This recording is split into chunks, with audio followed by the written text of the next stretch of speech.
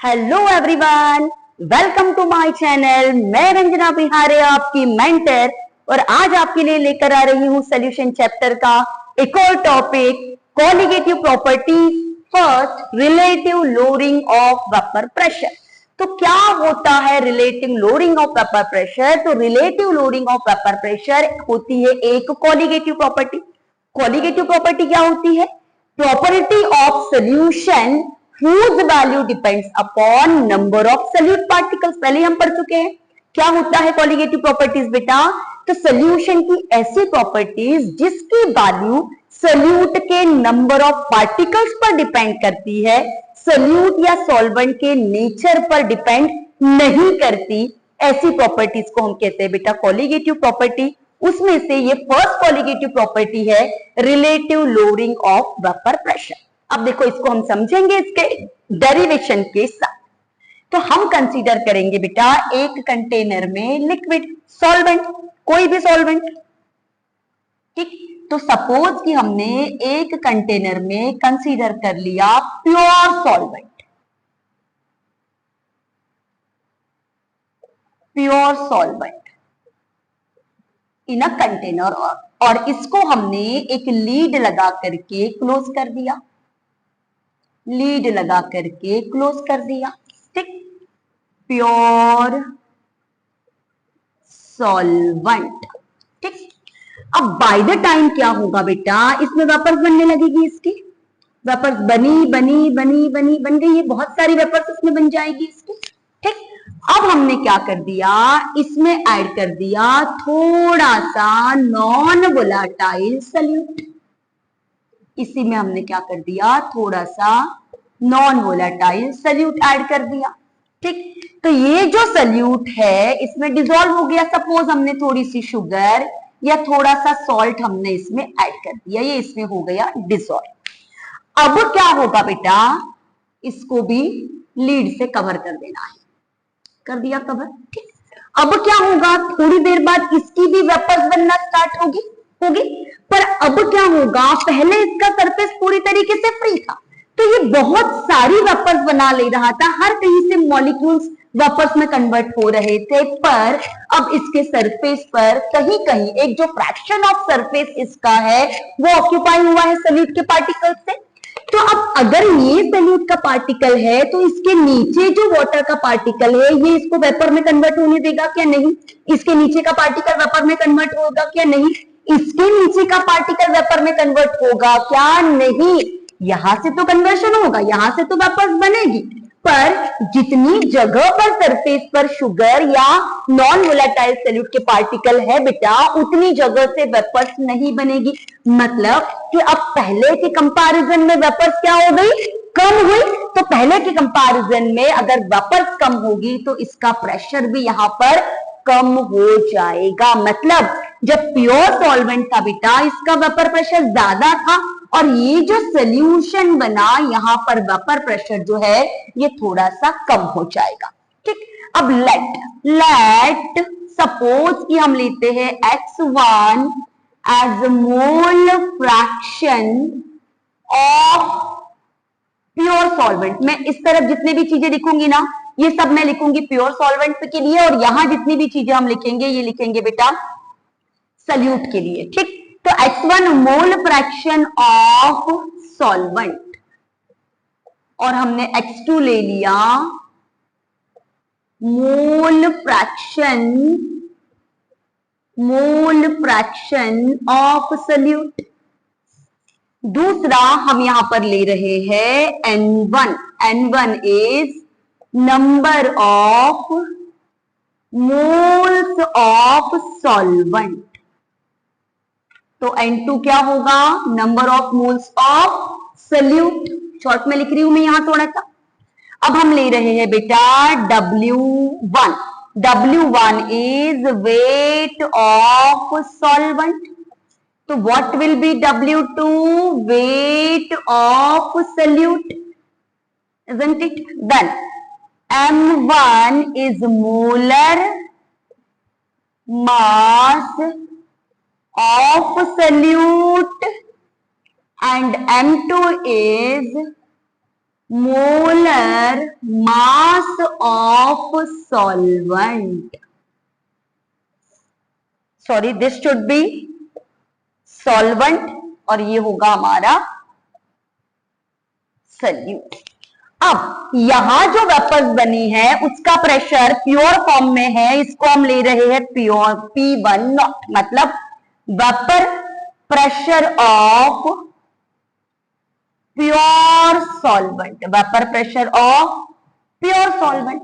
और यहां जो प्रेशर बना है इसको हम ले रहे हैं P1, that is vapour pressure of solution, vapour pressure of solution. Now अब पहले जो वेपर्स बन रही थी वो ज्यादा थी, मतलब यहां जो वेपर प्रेशर था वो P1 नॉट है और यहां जो वेपर प्रेशर है वो P1 है, तो change in vapour pressure, change इन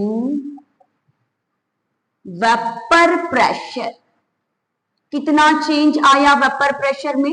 तो चेंज को अगर हम लेते हैं delta P, suppose change in vapour pressure is delta P, so delta P equals to P1 not minus P1 होगा कि नहीं? होगा ना, यहां ज्यादा था वेपर प्रेशर, यहां कम है, तो चेंज के लिए हम इसमें से इसको माइनस करेंगे तब हमको चेंज मिलेगा, इजंट इट? अब देखो बेटा, जो P1 है यहां पर according to Raoult's law, according to Raoult's law, P1 क्या होता है? P1 इक्वल्स टू होता है P1 not into x1। Consider this as equation number 1, तो हम इस वैल्यू को इसमें पुट कर सकते हैं। What we will get? del P will be equals to P1 not into P1 not into x1। क्या कॉमन गया? P1 nought, P1 nought common गया, ब्रैकेट में बचा 1 minus x1, isn't it? But 1 minus x1 is equal to x2, as x1 plus x2 equals to 1, ठीक? So del P is equals to P1 not multiplied by x2. So del P क्या है? P1 not minus P1 है, क्या है del P? See, P1 not minus P1. So from equation 1, from equation 1, P1 not minus P1 equals to P1 not into x2, इसको यहां shift कर दो, P1 not minus P1 upon P1 not equals to x2। अब x2 क्या है? Mole fraction किसका? Salute का, यहां हमने कंसीडर किया था, और सल्यूट का जो मोल फ्रैक्शन होता है x2 वो होता है N2 upon N1 plus N2, ठीक? For the sake of convenience we are omitting N2 from denominator, since N2 is very less than N1, therefore omitting from denominator, तो x2 equals to हमको क्या मिल जाएगा? P1 not minus P1 upon P1 not equals to N2 upon N1। But what is N2 and N1? Number of moles of solute and solvent होते हैं, और number of moles होते हैं बेटा given mass upon molar mass. So N1 equals to W1 upon M1 and N2 equals to W2 upon M2। इस equation में use करें इसको, देखो क्या बनता है। So P1 not minus P1 upon P1 not equals to N2 denominator में है, तो W2 upon M2 upon W1 upon M1, इसको यहां शिफ्ट कर दे, क्या मिलेगा? W2 into M1 upon W1। तो ये हमको फॉर्मूला मिलता है for relative loading of vapour pressure.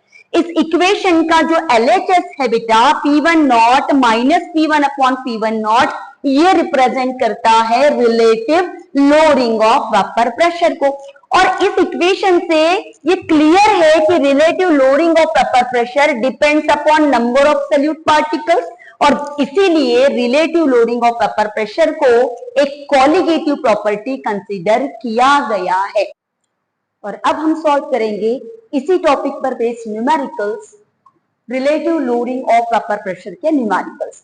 सो सबसे फर्स्ट न्यूमेरिकल मैं आपको करवा रही हूँ एनसीईआरटी का सॉल्व एग्जाम्पल 6। अगर आपके पास नई एनसीईआरटी है तो सॉल्व एग्जाम्पल 1.6, और अगर आपके पास पुरानी एनसीईआरटी है बेटा तो सॉल्व एग्जाम्पल 2.6 हम सॉल्व करेंगे। क्वेश्चन आपकी स्क्रीन पर भी डिस्प्ले हो रहा है, तो स्क्रीन पर भी आप क्वेश्चन को देख सकते हैं। तो आइए देखें क्या दिया हुआ है इस क्वेश्चन में। तो जब भी कोई भी न्यूमेरिकल हमको सॉल्व करना है ना बेटा, तो सबसे पहले हम लिखते हैं गिवन, और गिवन लिखने के लिए क्वेश्चन की एक एक सेंटेंस को, एक एक लाइन को हमको ध्यान से रीड करके हमको गिवन लिखना होता है। जैसे कि इस क्वेश्चन में आपको दिया हुआ है, इसके पहले एक बार मैं आपको फॉर्मूला एक्सप्लेन कर दे रही हूं कि हम जो न्यूमेरिकल्स पढ़ रहे हैं वो इस फॉर्मूला पर बेस्ड है। P1 not minus P1 upon P1 not equals to W2 into M1 upon M2 into W1, where P1 not is vapour pressure of pure solvent, मतलब जब हमने कोई सल्यूट ऐड नहीं किया उस समय का वेपर प्रेशर। P1 जब हमने सल्यूट ऐड कर दिया उसके बाद सॉल्यूशन का जो भी वेपर प्रेशर होगा वो होगा P1। W2 weight of solute, M2 molar mass of solute, W1 wait of solvent and M1 is molar mass of solvent. तो क्या क्या दिया हुआ है हमारे क्वेश्चन में? तो हमारे क्वेश्चन में दिया है बेटा vapour pressure of pure benzene at a certain temperature. हम सॉल्व कर रहे हैं solve example, solve example NCERT का सॉल्व एग्जाम्पल क्वेश्चन नंबर 6। तो सबसे पहले हम लिखेंगे कि इसमें क्या क्या चीज दी हुई है। तो सबसे पहले लिखेंगे गिवन, क्या क्या चीज दी है। तो vapour pressure of pure benzene at certain temperature is 0.850, मतलब प्योर कंपोनेंट का वेपर प्रेशर हमको दिया है, इसका मतलब हमको P1 नॉट की वैल्यू दी है। तो कितना दिया है P1 नॉट 0.850 बार हमको दिया हुआ है। ठीक, आगे रीड करो। A non volatile non electrolyte solid weighing 0.5 ग्राम, मतलब ये वेट ऑफ सल्यूट होगा, मींस ये वैल्यू किसकी होगी बेटा W2 की। कितना दिया है 0.5 ग्राम। आगे रीड करेंगे। When added to 39 gram of benzene, तो 39 ग्राम क्या होगा wait of solvent, that is value of W1 how much 39 ग्राम। ठीक, इसका मोलर मास भी हमको दिया हुआ है बेंजीन का, मतलब ये होगा M1 कितना 78, क्योंकि M1 हमारा सॉल्वेंट का मोलर मास होता है, सॉल्वेंट बेंजीन है तो बेंजीन का मोलर मास 78 ग्राम पर मोल हमको दिया हुआ है। तो vapour pressure of the solution is then 0.845 bar, मतलब सॉल्यूशन का भी वेपर प्रेशर हमको दिया है, मतलब हमको दी है P1 की वैल्यू जो कि कितनी है, यहां मैं लिख दे रही हूं P1 इक्वल्स टू कितना 0.845 बार, 0.845 बार। What is the molar mass of the solid substance? Solid substance का मोलर मास कितना होगा, मतलब हमको निकालना है M2 की value. This is to be determined. Question अगर आप केयरफुली रीड करेंगे, हमको प्योर सॉल्वेंट का वेपर प्रेशर दिया है, हमको सॉल्यूशन का भी वेपर प्रेशर दिया है, वेट ऑफ सॉल्यूट दिया है 0.5 gram, weight of solvent is 39 gram, M1 is 78 gram, और हमको M2 की वैल्यू फाइंड आउट करना है। फॉर्मूला मैंने ऑलरेडी यहां लिखा है, तो मैं यहां पर दोबारा से फॉर्मूला नहीं लिखूंगी, बट आपको एग्जाम में गिवन के बाद फॉर्मूला ही सबसे पहले लिखना है। तो अब इस फॉर्मूला में हम वैल्यूज पुट अप करेंगे। तो P1 नॉट मतलब क्या हो जाएगा बेटा 0.850 माइनस P1, तो P1 कितना है 0.845 minus 0.845 divided by P1 not mean 0.850 equals to W2 into M1, तो W2 कितना है 0.5 है, इंटू M1 कितना है बेटा 78 है, डिवाइडेड बाय M2, M2 हमको डिटरमाइन करना है, मल्टीप्लाइड बाय W1, तो W1 हमारे पास 39 ग्राम है। ठीक, अब इसको अगर हम सॉल्व करेंगे तो हमको मिलता है 0.005 divided by 0.850 equals to 0.5 multiplied by 78 upon M2 into 39। अब अगर हम टर्म्स को करते हैं ट्रांसफर तो M2 will be equals to 0.5 multiplied by 78 multiplied by 0.850 divided by 39 into 0.005। फटाक से वीडियो को पॉज करके आप इसका आंसर निकालेंगे और इसका आंसर हमको मिल रहा है 170 ग्राम पर मोल। तो ये हो जाएगा हमारा M2। हो गया एक क्वेश्चन सॉल्व। ठीक, फटाफट से स्क्रीनशॉट ले लो इस क्वेश्चन का। सेकंड क्वेश्चन जो हम सॉल्व करेंगे वो आएगा आपके इंटेक्स का सॉल्यूशन चैप्टर का, इंटेक्स का क्वेश्चन नंबर 9। तो क्वेश्चन नंबर 9 इंटेक्स्ट क्वेश्चन क्या हम सॉल्व करेंगे? In-text question, in-text question 9।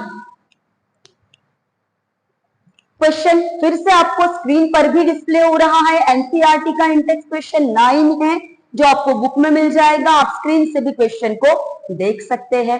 फिर से क्वेश्चन को अगर हम केयरफुली रीड करेंगे तो हमको दिखाई देगा इसमें कि vapour pressure of pure water at 298 kelvin is 23.8 mm of Hg। मतलब प्योर कंपोनेंट का वेपर प्रेशर हमको फिर से की दिया हुआ है P1 नॉट की वैल्यू 23.8 mm ऑफ Hg दिया हुआ है। 50 gram of urea, 50 gram of urea मतलब किसका वेट है? वेट ऑफ सल्यूट, मतलब क्या हो जाएगा बेटा? W2 जो कितना होगा? 50 ग्राम। और हमको क्या दिया हुआ है? is dissolved in 850 gram of water means value of W1 is 850 gram. Calculate vapor pressure of water for this solution and its relative lowering। मतलब इस क्वेश्चन में हमको दो आंसर्स निकालने हैं। एक तो हमको निकालना है रिलेटिव लोडिंग और दूसरा हमको निकालना है बेटा वेपर प्रेशर ऑफ सॉल्यूशन। तो रिलेटिव लोडिंग मतलब वैल्यू होती है बेटा इसकी, इसका जो भी आंसर आएगा वही वैल्यू होगी रिलेटिव लोडिंग की। अब क्वेश्चन को अगर आप ध्यान से पढ़ेंगे तो हमको इन्होंने molar mass of solute directly नहीं दिया है, पर हमको मेंशन किया है कि सल्यूट हमारा यूरिया है और उसका फॉर्मूला भी आपको क्वेश्चन में दिया हुआ है। इसीलिए M2 की value according to the formula NH2CONH2 क्या होगा? 2 नाइट्रोजन के लिए 2 मल्टीप्लाइड बाय 14, 4 हाइड्रोजन के लिए +4 मल्टीप्लाइड बाय 1, 1 कार्बन के लिए 12 प्लस 1 ऑक्सीजन के लिए 16, तो ये हो जाता है 60 ग्राम पर मोल। ठीक, आ गया मोलर मास ऑफ सॉल्यूट। अब वैल्यूज पुटअप करेंगे फॉर्मूला में। देखो हमारे पास W2 है, W1 है, M2 है और M1 क्योंकि वाटर है तो M1 की वैल्यू हम क्या ले लेंगे बेटा? Value of M1 should be 18 जो कि वाटर का मोलर मास होता है। अब अगर हम फॉर्मूला में वैल्यूज पुटअप करते हैं, फिर से मैं यहाँ फॉर्मूला स्किप कर रही हूं पर आपको यहाँ फॉर्मूला लिखना है। ठीक है, तो P1 नॉट कितना है? 23.8 माइनस P1 जो कि हमको डिटरमाइन करना है divided by 23.8 multiply equal to W2। W2 कितना है? 50 मल्टीप्लाइड बाय M1 तो M1 हो गया 18 डिवाइडेड बाय M2 तो M2 हमको मिला है 60 मल्टीप्लाइड बाय W1 जो कि हमारा है 850। अब इसका जो भी कैलकुलेशन आएगा वही वैल्यू होगी हमारे रिलेटिव लोडिंग की, क्योंकि इस इक्वेशन का जो लेफ्ट हैंड साइड है that represents relative loading of vapour pressure. तो तो इसके इक्विवेलेंट जो भी आंसर आएगा वही आंसर होगा relative loading of vapour pressure का। तो ये रिलेटिव लोडिंग अगर आप सॉल्व करते हैं, देखो सॉल्व करके, पॉज करो और सॉल्व करके देखो, तो ये आता है बच्चों 0.0173 ये वैल्यू मिली है हमको रिलेटिव लोडिंग की। Means 23.8 minus P1 upon 23.8 equals to we are getting this much value which is the value of relative loading। अब अगर हम इसको फर्दर सॉल्व करेंगे तो हमको P1 भी मिल जाएगा। तो P1 देखो सॉल्व करके फिर से क्या आता है आपका P1 का answer. So upon further solving, P1 is equals to 23.39 mm of Hg। हो गया सेकेंड क्वेश्चन सॉल्व। अब एक क्वेश्चन हमने सॉल्व किया है सॉल्व एग्जाम्पल से, एक हमने किया है इन टेक्स्ट क्वेश्चन से, एक क्वेश्चन और हम करेंगे जो कि होगा एनसीईआरटी बैक एक्सरसाइज से। तो NCERT back exercise question number 15 फिर से डिस्प्ले हो रहा है आपकी स्क्रीन पर, या आप बुक्स की बैक एक्सरसाइज से क्वेश्चन नंबर 15 को देख सकते हैं।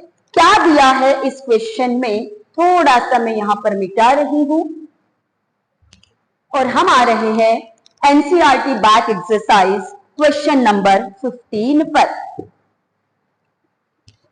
फिर से क्वेश्चन को रीड करना सबसे पहला काम। तो रीड करेंगे तो हमको क्या दिया है, an aqueous solution of 2% non volatile solute exerts a pressure of 1.004 bar. Means हमको वेपर प्रेशर ऑफ सोल्यूशन दिया है मीन्स इस न्यूमेरिकल में back exercise question number 15 what is given again, P1 is given कितना दिया है 1.004 बार हमको दिया हुआ है। ठीक है, अब इस क्वेश्चन में और कोई चीज हमको नहीं दी है, हमको मेंशन किया है 2% सोल्यूशन। तो 2% सोल्यूशन अगर होगा तो वेट ऑफ सोल्यूट हो जाएगा 2 gram and wait of solvent हो जाएगा 98 ग्राम, तब जाकर बनेगा 2% सोल्यूशन। ठीक है, अब हमारा जो सॉल्वेंट है बेटा वो यहाँ पर वाटर है, तो वाटर का जो मोलर मास है वो हम लेंगे M1 जो कि हो जाएगा 18। कितना हो जाएगा 18, और हमको निकालना क्या है सोल्यूट का मोलर मास, मतलब M2 is to be determined। अब यहां पर एक पॉइंट पर आपको ध्यान देना है कि aqueous solution of 2% non volatile solute exerts a pressure of 1.004 बार। मतलब आपका सॉल्वेंट यहाँ वाटर है at its normal boiling point, इस पर भी आपको ध्यान देना है। तो नॉर्मल बॉइलिंग पॉइंट पर प्योर वाटर का जो वेपर प्रेशर होता है, नॉर्मल बॉइलिंग पॉइंट पर वाटर का प्योर फॉर्म में वेपर प्रेशर होता है बेटा, जिसको हम P1 नॉट लेंगे 1.013 बार। ये एक स्टैंडर्ड वैल्यू है जो कि आपको याद करनी पड़ेगी। वाटर का नॉर्मल बॉइलिंग पॉइंट पर वेपर प्रेशर 1.013 बार होता है, ये वैल्यू स्टैंडर्ड है जो हम याद करेंगे। अब हम फॉर्मूला में वैल्यूज पुटअप करेंगे। क्या फॉर्मूला है P1 नॉट, तो P1 नॉट कितना हो गया हमारा 1.013 बार।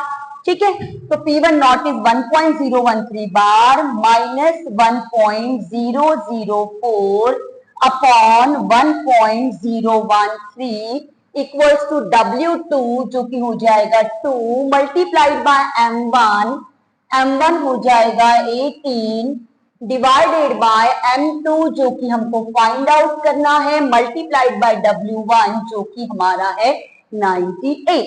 तो 98 के बाद M2 को अगर हम टर्म ट्रांसफर करके सॉल्व करते हैं, take a pause and try to solve the question.